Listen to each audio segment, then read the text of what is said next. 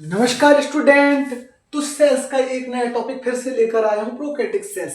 इससे पहले वाली क्लास में भी मैंने पहले क्या समझा दिया, प्रोकैरियोटिक सेल्स के बारे में समझा दिया है। प्रोकैरियोटिक सेल्स क्या होता है, इसके कोशिका के अंदर क्या होता है, अविकसित केंद्रक होता है। इसके बारे में मैंने क्या किया है, इससे पहले वाली क्लास में क्या कर दिया है, मैंने इसके बारे में समझा दिया है। तो आपको यदि इस टॉपिक को, यदि सेल्स से रिलेटेड जितने भी क्लासेस देखना है, जितने भी, अब मैंने वीडियो कंटिन्यू बनाते जा रहा है, मैं कंटिन्यू बनाते जा रहा है, एक के बाद एक टॉपिक आपका बनते जाएगा।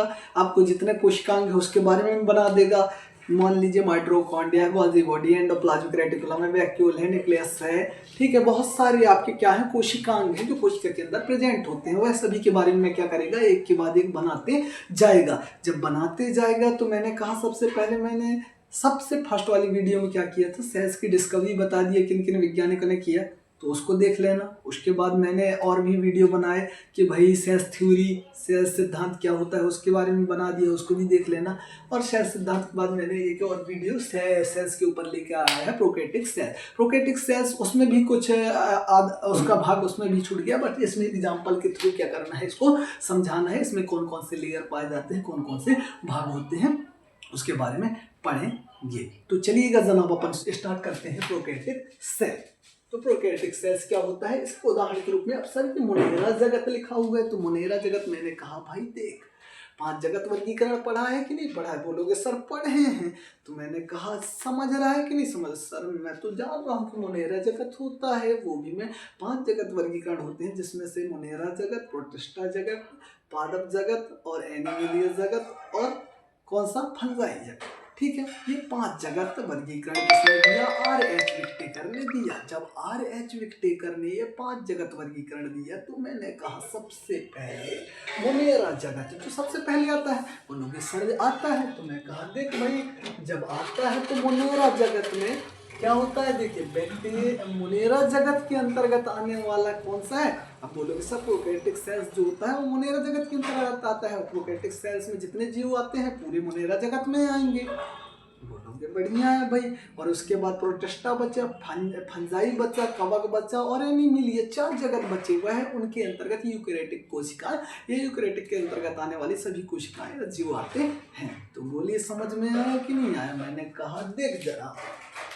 अभी इधर लिखा है बैक्टीरिया, बैक्टीरिया किस में आएगा, बोलोगे सर मोनेरा जगत में आएगा, तो मोनेरा जगत से आने से पहले प्रोकैरियोटिक सेल्स है कि नहीं, बोलोगे प्रोकैरियोटिक सेल्स के अंतर्गत अपन क्या कर रहे हैं, बैक्टीरिया को पढ़ रहे हैं। मैंने कहा देख जनाब, अब बैक्टीरिया क्या है, बोलोगे सर ये सेल्स में बैक्टीरिया कहाँ पाएगा, मैंने कहा सबसे फर्स्ट वाली क्लास में जाके देखेगा तब मिलेगा कि जो वर्षा की बूंदें होती है, या वर्षा जब होता है तो बारिश के जल को लिया किसने, एंटन वॉन लेवेनहुक ने लिया 1674 में। जब लिया तब इन्होंने क्या देखा भाई जनाब, इन्होंने देखा कि उस जल को माइक्रोस्कोप की सहायता से देखा, तब इनको क्या मिला उसमें जनाब, इसमें मिला सूक्ष्म जीव, जीवित कोशिका। अब वो किसका मिला, बैक्टीरिया का मिला। देख भाई बैक्टीरिया भी कितने प्रकार के होते हैं, बैक्टीरिया मैंने कहा 4 प्रकार का होता है। कौन कौन से बैक्टीरिया होते हैं, सर कोकस, डिप्लोकोकस, विब्रियो और स्पाइरल। बोलोगे सर बहुत बढ़िया, मैंने कहा देख जनाब, गोलाकार, डंडाकार, सर्पिलाकार और कोमाकार, इतने सारे आकार के क्या होते हैं, 4 प्रकार के अपने को बैक्टीरिया दिखाई देते हैं। और ये सभी बैक्टीरिया मोनेरा जगत के अंतर्गत आते हैं। अब मोनेरा जगत के अंतर्गत आते हैं, ये बात समझ में आया। और हम अधिकतर बैक्टीरिया के बारे में ही क्या करेंगे, प्रोकैरियोटिक कोशिकाओं में पढ़ते हैं। तो उसके बाद देखिएगा जनाब, दूसरे में लिखा हुआ है साइनोबैक्टीरिया। अब साइनोबैक्टीरिया का क्या रोल है, मैंने कहा ये नील हरित शैवाल है। अब ये नील हरित शैवाल का क्या झमेला, मैं कहा देख जनाब समझ, सबसे पहले इस संसार में या इस ब्रह्मांड में, यूनिवर्स में सबसे पहले प्रकाश संश्लेषण या फोटोसिंथेसिस की क्रिया किया तो कौन किया, साइनोबैक्टीरिया, नील हरित शैवाल या ब्लू ग्रीन एल्गी किया। क्या बात समझ में आया, बोलोगे सर, मैं कहा देख जनाब, सबसे पहले प्रकाश संश्लेषण किया, पौधों से भी पहले किसने किया प्रकाश संश्लेषण, साइनोबैक्टीरिया। मैंने कहा शैवाल है, शैवाल एल्गी है, ब्लू ग्रीन एल्गी साइनोबैक्टीरिया बोलते हैं। जब ब्लू ग्रीन एल्गी है तो इसमें क्लोरोफिल पाया गया होगा। जब क्लोरोफिल पाया गया तब ही तो प्रकाश संश्लेषण का क्रिया हुआ कि नहीं हुआ जनाब। हुआ सर, मैंने कहा समझ गया। जब समझ गया तो देख, जब प्रकाश संश्लेषण की क्रिया हो मतलब क्लोरोफिल प्रेजेंट होगा, ठीक है। उसके नीचे देख जनाब माइकोप्लाज्मा लिखा हुआ है। सर माइकोप्लाज्मा का क्या रोल है? मैंने कहा माइकोप्लाज्मा भी मोनेरा जगत के अंतर्गत आने वाले जीव हैं और साइनोबैक्टीरिया भी मोनेरा जगत के अंतर्गत आने वाले जीव हैं, और ये सभी प्रोकैरियोटिक कोशिकाएं हैं कि नहीं है? बोलोगे सर है। मैं कहा देख जनाब माइकोप्लाज्मा क्या है? सर माइकोप्लाज्मा नीचे सेल वॉल है। भाई माइकोप्लाज्मा ये प्रोकैरियोटिक कोशिका में एक ऐसा जीव है, ये मोनेरा जगत के अंतर्गत आने वाला एक ऐसा जीव है। कौन? माइकोप्लाज्मा, जिसमें सेल वॉल या कोशिका भित्ति नहीं पाया जाता। इसके अलावा सभी जीवों में क्या होता है? कोशिका भित्ति प्रेजेंट होता है, सेल वॉल प्रेजेंट होता है। अब बस जनाब इसमें कुछ और भी लिखा है। भाई जानते हो अपन पढ़ते हैं जब कोशिका, तो कोशिका में जानते हैं शरीर की सबसे बड़ी कोशिका क्या है? बताओ जरा। बोलोगे सर अंडा। मैंने कहा जी जनाब। सबसे छोटी कोशिका? बोलोगे सर शुक्राणु का हेड। मैं बोला सही है बेटा। उसके बाद बोलोगे सर यदि सबसे लंबी कोशिका की बात करें तो सर सबसे लंबी कोशिका है तंत्रिका कोशिका। मैंने कहा बढ़िया। उसके बाद मैंने कहा विश्व में या वर्ल्ड में सबसे बड़ा कोशिका, तो बोलोगे सर शुतुरमुर्ग का अंडा। मैंने कहा बढ़िया बेटा। उसके बाद देख जनाब क्या बोल रहा है? सबसे छोटी कोशिका बोल रहा है। तो मैं कहा भाई इतनी सारी चीजें सब बता क्यों रहा हूँ, किसी चीज को ज्वाइंट करके देखा करो। जब ज्वाइंट करके देखते हो तो आपको समझ में आएगा कि नहीं आएगा। मैंने कहा बड़ी कोशिका, छोटी कोशिका, सबसे वर्ल्ड की बड़ी कोशिका और सबसे वर्ल्ड की सबसे छोटी जो कोशिका है, तो भाई मैंने कहा क्या? तो सर बोलोगे सबसे छोटी कोशिका माइकोप्लाज्मा। माइकोप्लाज्मा यानी पीपीएल। माइकोप्लाज्मा जो है विश्व की यह सबसे छोटी कोशिका माना जाता है, और सबसे बड़ी कोशिका होता है शुतुरमुर्ग का अंडा। तो इतनी बात समझ में आई। अब देखो पीपीएलओ से क्या है भाई? पीपीएलओ प्लेरोनिमोनिया लाइक ऑर्गेनल, ठीक है। मतलब प्लेरोनिमोनिया, निमोनिया एक रोग होता है, डिसीज होता है, ठीक है। स्ट्रेप्टोकोकस नामक बैक्टीरिया के कारण क्या होता है? निमोनिया डिसीज होता है। और ये किस में होता है? तो जीवों में होता है। इसलिए लाइक ऑर्गेनिज्म अर्थात जीवों में क्या होता है? निमोनिया रोग स्ट्रेप्टोकोकस नामक वायरस के कारण होता है, सॉरी स्ट्रेप्टोकोकस बैक्टीरिया के कारण होता है। उसके कारण क्या होता है? रोग होता है। और इस रोग होने से क्या हो जाता है? सर ये प्लेरो का क्या मतलब है? मैंने कहा प्लेरो निमोनिया लाइक ऑर्गेनिज्म। तो ये प्लेरो हो गया, निमोनिया हो गया, लाइक हो गया, ऑर्गेनिज्म, ये दोनों तो ये हो गए। जिसमें होने वाला रोग कौन है? स्ट्रेप्टोकोकस। सर स्ट्रेप्टोकोकस निमोनिया क्या करता है? रोग पैदा करता है। निमोनिया रोग पैदा करेगा भाई, तो ये ज्वाइंट हुआ कि नहीं हुआ? सर होगा। किस में होगा? जीवों में होगा। मैंने कहा देखिए प्लोरो ऐसी संरचना होती है जो अमीबा में पाया जाता है। सर ऐसी संरचना जो अपना आकार निश्चित नहीं बना के रखता, जो आकार अब नहीं बना के रखता है, उसको प्लेग्रो कहते हैं। प्लेग्रो।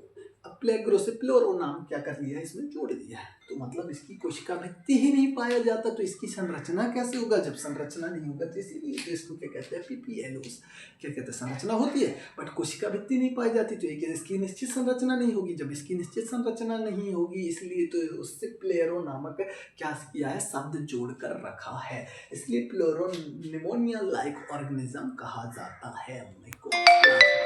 क्या इतनी बात समझ में आई? तो चलिए इसके आगे, इतनी बात समझ में आ गई तो इसके आगे अपन क्या करते हैं? आगे समझते हैं। देखिएगा जरा,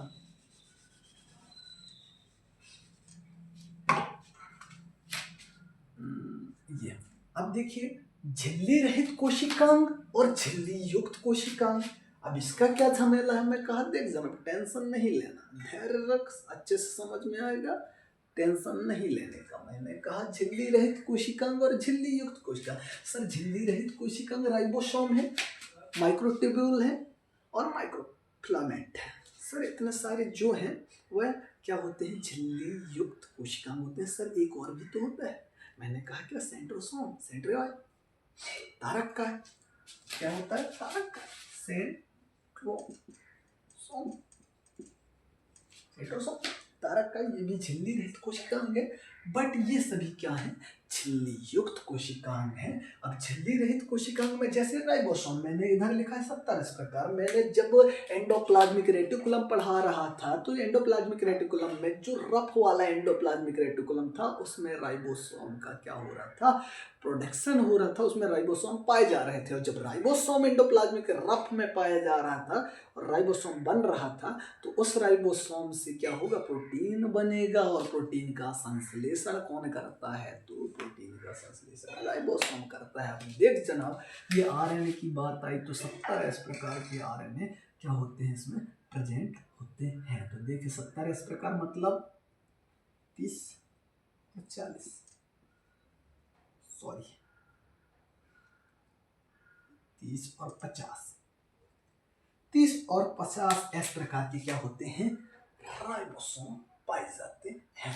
मतलब देख जनाब ये क्या झमेला है, मैंने कहा 30 अवसादन गुणांक, क्या गुणांक, अवसादन गुणांक अर्थात सिग्मिटेंस कोफिशिएंट, सिग्मिटेंट कोफिशिएंट अर्थात अपन क्या करते हैं, किसी भी चीज का क्या करते हैं, चक्कर करवाते हैं ना, किसमें, माइक्रोबायोलॉजी लैब में क्या करते हैं, रखते हैं ब्लड का सैंपल रखते हैं, उसको क्या करते हैं, घुमाते हैं, तो उसमें देखते हैं घूमने के बाद क्या हो जाता है, अपने को एक निश्चित क्या मिल जाता है। उसी प्रकार से अपन क्या करते हैं, राइबोसोम में प्रोटीन का संश्लेषण करने के लिए अपन क्या करते हैं, 30 और 50 दोनों से मिलाकर क्या बन जाता है अपना 70 इस प्रकार के राइबोसोम या आरएनए तैयार हो जाते हैं। तो ये हो गया। अब भाई राइबोसोम एमआरएनए का प्रोडक्शन करेगा, एमआरएनए, ठीक है। 70 इस प्रकार का तो एमआरएनए भी बना, मैंने कहा देखो उसको अलग करा, मैंने कहा 70 इस प्रकार में से 30 सेगमेंटेशन और 50 सेगमेंटेशन आपस में मिलकर 70 इस प्रकार के क्या बनाते हैं,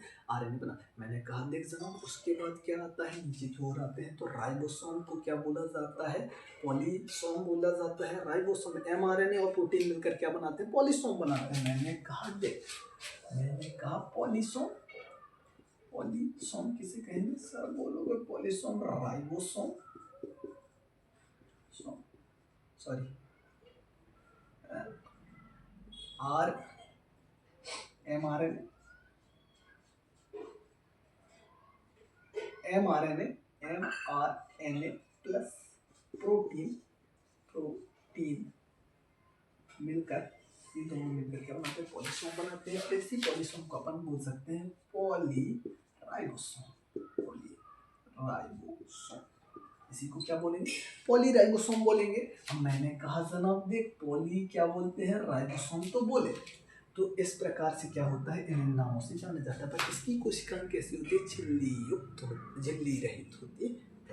क्या इतनी बात समझ में आई सर, ये क्यों समझा रहे हैं, मैंने कहा देख जरा हम पढ़ रहे हैं प्रोकैरियोटिक, प्रोकैरियोटिक में ये सब क्या होते हैं, ये सब पाए जाते हैं, झिल्ली रहित कोशिकाएं पाए जाते हैं, किसमें, प्रोकैरियोटिक कोशिका के अंदर पाए जाते हैं। क्या इतनी बात समझ में आई।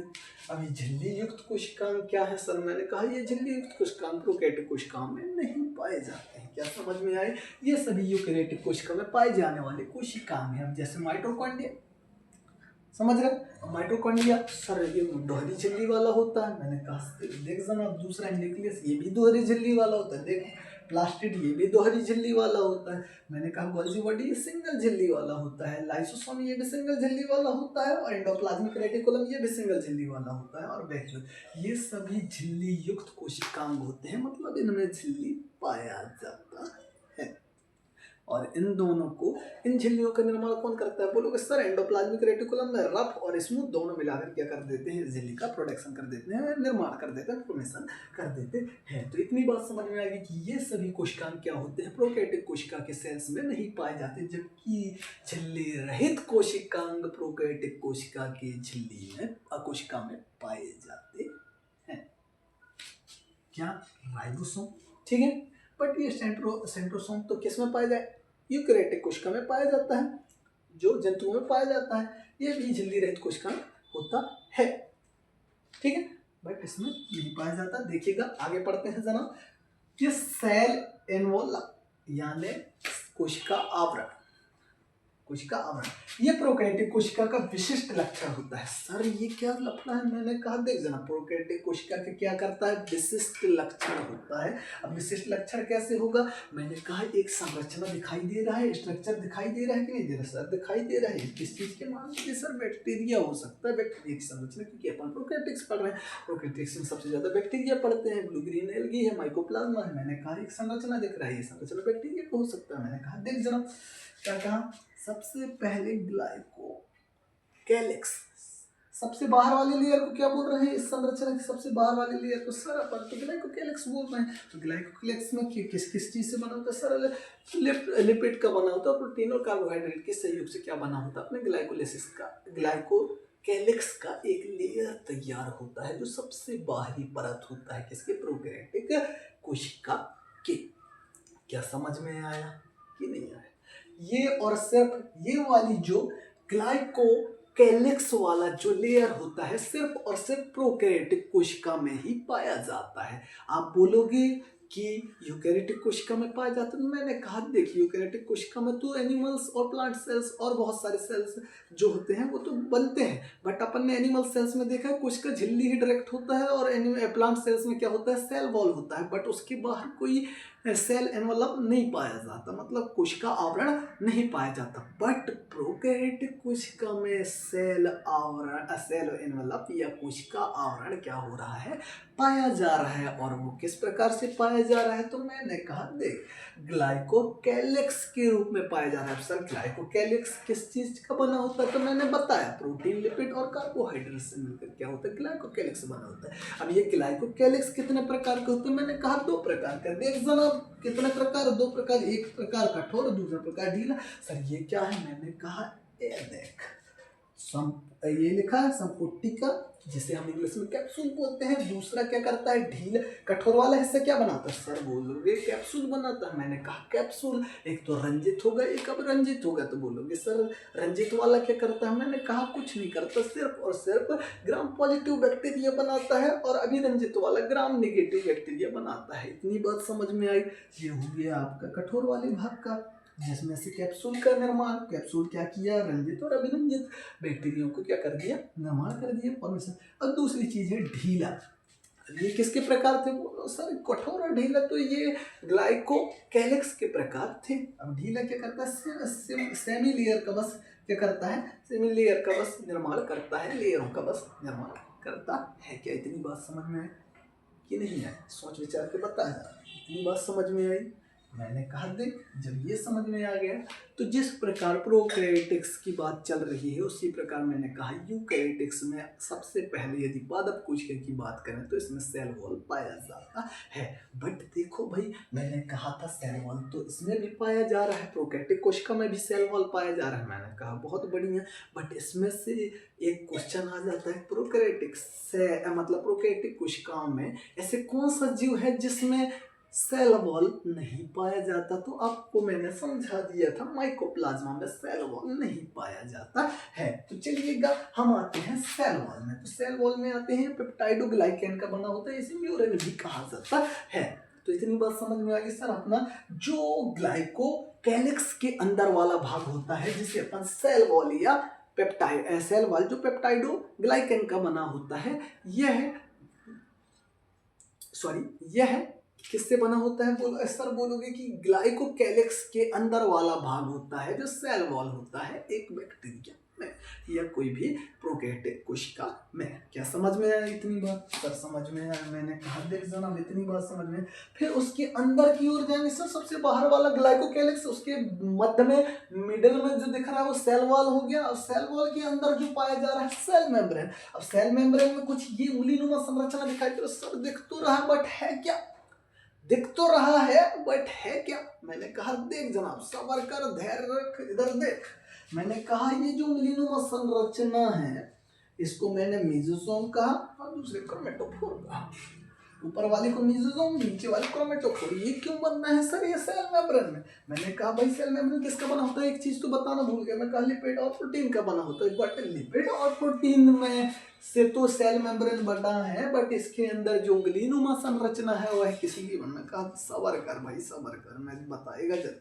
तो देख जरा मीजोजोम। अब मीजोजोम देखो, मॉडिफिकेशन ऑफ सेल मेम्ब्रेन मतलब किसका, कोशिका झिल्ली का रूपांतरण हुआ कि नहीं हुआ? बोलोगे सर ये उंगलीनुमा संरचना हुआ है, अर्थात कोशिका झिल्ली का क्या हुआ? बोलोगे सर रूपांतरण तो हुआ है। मैं कहा देख जनाब अब कैसे हुआ। फर्स्ट है मीजोजोम। अब मीजोजोम क्या कर रहा है देखना, सेल डिवीजन फॉर्मेशन में क्या करता है, हेल्प करता है। किसका भाई? मीजोजोम है जो सेल वॉल या कोशिका भित्ति के निर्माण में सहायता प्रदान करता है। कौन करेगा? कोशिका झिल्ली है, कोशिका झिल्ली में गुलीनुमा संरचना है जो मीजोजोम है। और मीजोजोम क्या करेगा? कोशिका भित्ति बनाने में क्या करेगा? सहायता प्रदान करेगा, क्योंकि कोशिका झिल्ली के ऊपर ही तो कोशिका भित्ति पाया जाता है। ठीक है कि नहीं? अब बोलोगे सर बहुत बढ़िया, मैंने कहा देख जनाब दूसरा चीज क्या लिखा है, सेल डिवीजन। सेल डिवीजन यानी कोशिका विभाजन में भी क्या करता है, जो कोशिका झिल्ली में उंगलीनुमा संरचना पाया जा रहा है यानी मीजोजोम पाया जा रहा है, वो कोशिका विभाजन या सेल डिवीजन में भी क्या करता है, कोशिका विभाजन या सेल डिवीजन फॉर्मेशन में भी क्या करता है, सहायता या हेल्प करता है।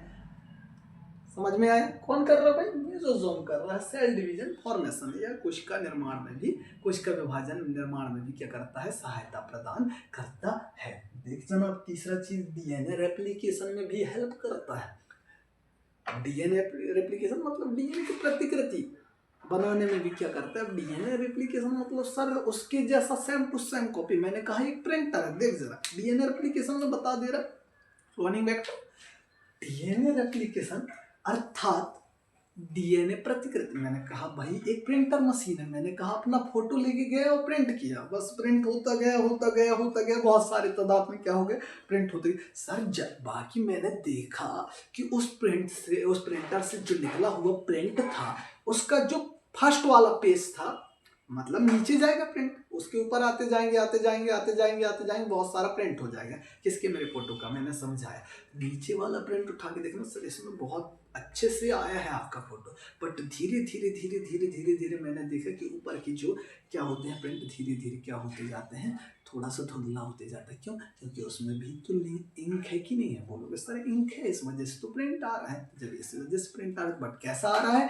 सेम टू सेम कॉपी आ रहा है कि नहीं आ रहा है? डीएनए का प्रतिकृति आ रहा है। जिस प्रकार उस फोटो का कॉपी आता है, उसी प्रकार किसी भी कैंडिडेट या व्यक्ति का भी डीएनए प्रतिकृति कैसे होगा, उसकी जस्ट कॉपी, जेरॉक्स कॉपी आते जाता है। और डीएनए रेप्लिकेशन में कौन भाग ले रहा है? तो भाई मीजोजोम भाग ले रहा है, जो कोशिका झिल्ली के उंगलीनुमा संरचना पाया जाता है, और ये प्रोकैरियोटिक सेल्स के कोशिका झिल्ली में उपस्थित होता है।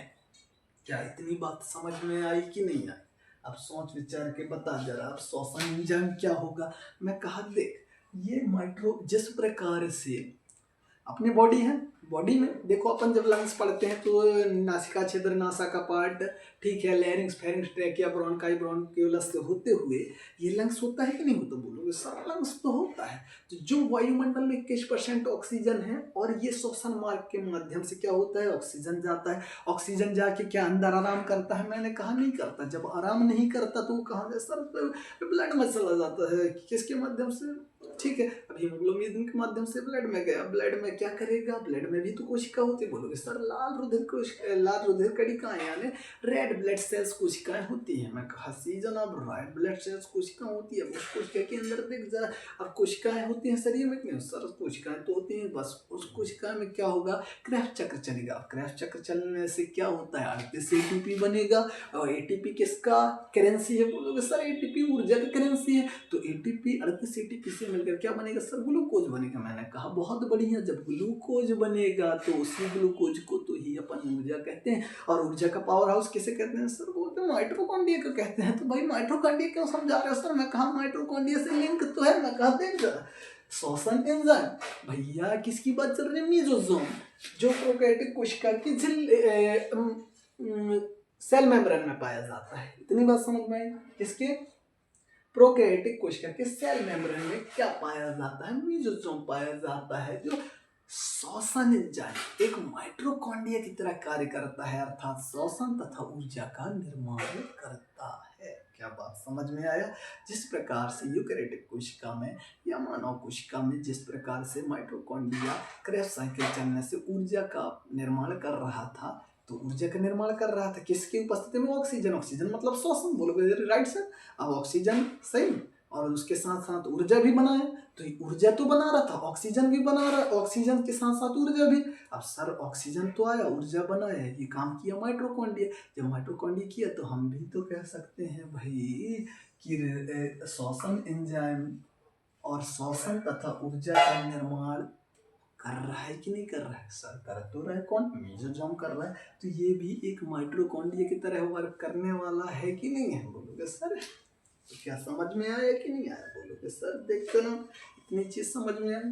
अब देख दूसरा क्रोमेटोफोर, जो दूसरा भी क्या उंगलीनुमा संरचना होता है इस किसके अंदर? इस बैक्टीरिया, मान लो कोई भी प्रोकैरियोटिक सेल्स है, उस प्रोकैरियोटिक सेल्स में कोई क्या है? कोशिका झिल्ली है, लाइपोप्रोटीन, लिपिड और प्रोटीन का बना होता है। और उंगलीनुमा संरचना दूसरा क्या है? क्रोमेटोफोर है। अब ये क्रोमेटोफोर एक पिगमेंट की तरह पिगमेंट में वर्क करता है या वर्णक होता है। मैंने कहा क्या?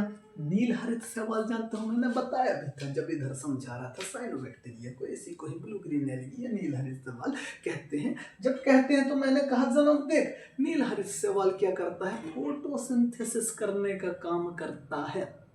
फोटोसिंथेसिस करेगा तो कुछ बनाएगा, किसी चीज का प्रोडक्शन करेगा, अब भोजन का करेगा या किसी भी फूड मटेरियल जो भी चीज है उससे रिलेटेड क्या करेगा? वो प्रोडक्शन करेगा कि नहीं करेगा? सर करेगा। तो मैंने कहा भाई ये प्रकाश संश्लेषण करने का काम करता है। कौन करता है सर? क्रोमेटोफोर करता है। क्रोमेटोफोर कौन है भाई? क्रोमेटोफोर ये झिल्ली है किसका? सेल मेम्ब्रेन का। किसमें? प्रोकैरियोटिक कोशिका में। क्या बात समझ में आई? तो आई होप आपको ये वीडियो अच्छे से समझ में आया होगा। मैं एक बार और रिवाइज करा देता हूँ। भाई देखिए सिंपल चीज है, उदाहरण में आया प्रोकैरियोटिक कोशिका, मोनेरा जगत। मोनेरा जगत में 3 बैक्टीरिया दिखाई दे रहा है, बैक्टीरिया, साइनोबैक्टीरिया, माइकोप्लाज्मा। इतनी चीज दिखाई देने के बाद मैंने कहा था बैक्टीरिया क्या है? बैक्टीरिया बहुत अधिक तादाद में पाए जाते हैं, 4 प्रकार से मैंने बताया, कोकस, बेसिलस और डिप्लोकोस, कह रहा हूँ सॉरी, कोकस, बेसिलस, स्पाइरल और विब्रियम। ये 4 प्रकार के बैक्टीरिया हमने बताए थे। उसमें से सबसे पहले मैंने बताया साइनोबैक्टीरिया। क्या? साइनोबैक्टीरिया के बारे में बता दिया कि प्रकाश संश्लेषण में सबसे पहले, प्लांट से भी पहले क्या किया था? प्रकाश संश्लेषण की क्रिया किया थी, इसको बता दिया। माइकोप्लाज्मा में है, मैंने कहा माइकोप्लाज्मा के बारे में, पीपीएलए के बारे में बता दिया, प्लोरोनामोनिया लाइक ऑर्गेनिज्म के बारे में मैंने बता दिया, इसमें सेल वॉल एब्सेंट होता है, इतनी चीज समझ में आ गई। उसके बाद मैंने झिल्ली रहित और झिल्ली युक्त कोशिकाएं के बारे में बताया। तो झिल्ली रहित कोशिकाएं ये होती है और झिल्ली युक्त कोशिकाएं ये होते हैं। दोनों के बारे में समझाया, किसमें क्या पाया जाता है, किसमें क्या नहीं पाया जाता। उसके बाद अपन आ गए थे सेल एनवलप में, यानी प्रोकैरियोटिक कोशिका का विशिष्ट लक्षण। जब प्रोकैरियोटिक कोशिका का विशिष्ट लक्षण देखते हैं तो हमने पाया कि इसके बाहर सेल एनवलप किसके रूप में पाया जा रहा है? ग्लाइकोकैलिक्स के रूप में, ग्लाइकोकैलिक्स के रूप में पाया जा रहा है। समझ में आया? तो जब उसके रूप में पाया जा रहा है, बाकी ये सब चीजें तो यूकैरियोटिक कोशिका में भी पाए जाते हैं, cell wall, cell membrane, but इसमें भी क्या है? प्रेजेंट होते हैं। इसका मेन क्या रहता है? विशिष्ट लक्षण यही है कि इसमें कोशिका आवरण को ग्लाइकोकैलिक्स के रूप में पाया गया। और उसके साथ साथ मैंने कठोर और ढीला बताया, संपुटिका, रंजित, अभिरंजित, ग्राम पॉजिटिव और नेगेटिव बैक्टीरिया का फॉर्मेशन किया। उसके बाद मैंने कहा कि जब अंदर की बात सेल वॉल गए, सेल वॉल पेप्टाइडोग्लाइकैन से बना होता है या म्यूरिन से बना होता है। अब इतनी चीज समझ में आ गई। मैंने कहा उसके अंदर जब गए तो हमने मिला सेल मेम्ब्रेन। सेल मेम्ब्रेन क्या होता है? लिपिड और प्रोटीन का बना होता है। जब लिपिड और प्रोटीन का बना होता है तो मेसोसोम और क्रोमेटोफोर से क्या हो जाता है? ये क्रोमेटोफोर की जैसी संरचना, उंगलीनुमा संरचना बना लेता है। तो मेसोसोम और क्रोमेटोफोर ही क्या होते हैं? झिल्ली का एक रूपांतरित भाग होते हैं। जब झिल्ली के एक रूपांतरित भाग होते हैं तो मॉडिफिकेशन ऑफ सेल्स मेम्ब्रेन। तो जब मैंने देखा कि झिल्ली क्या है, जो झिल्ली है, कोशिका झिल्ली का रूपांतरित भाग देखा। क्या भाग? रूपांतरण वाला भाग। मेसोसोम देखा, सेल वॉल के प्रोडक्शन, सेल वॉल का निर्माण करता है, फॉर्मेशन करता है, सेल डिवीजन में फॉर्मेशन करता है, डीएनए रेप्लिकेशन में भी हेल्प करता है, और इसके साथ साथ श्वसन और ऊर्जा निर्माण में भी सहायता करता है। एक माइटोकॉन्ड्रिया की तरह कार्य करता है। कौन भैया? मेसोसोम करेगा। अब मेसोसोम के बाद क्रोमेटोफोर, जो इसमें एक पिगमेंट का कार्य करता है, वर्णक की तरह वर्क करता है, वर्णक की तरह कार्य करता है, जो एक परत होता है, झिल्ली होता है, जो सेल मेम्ब्रेन में पाया जाता है। एक उंगलीनुमा संरचना होता है जिसे क्रोमेटोफोर कहते हैं। यह नील हरित शैवाल इसमें प्रेजेंट होता है, जो फोटोसिंथेसिस क्रिया करने में सहायता प्रदान करता है। आई होप ये पूरा वीडियो आपको बहुत अच्छे समझ में आया होगा। थैंक यू क्लास, फिर मिलते हैं नेक्स्ट वीडियो के साथ।